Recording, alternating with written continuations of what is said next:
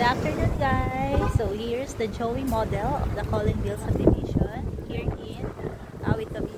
Ito na yung kanyang actual turnover. Meron na siyang fence and gate.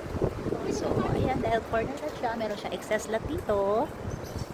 And then yan, meron siyang trees.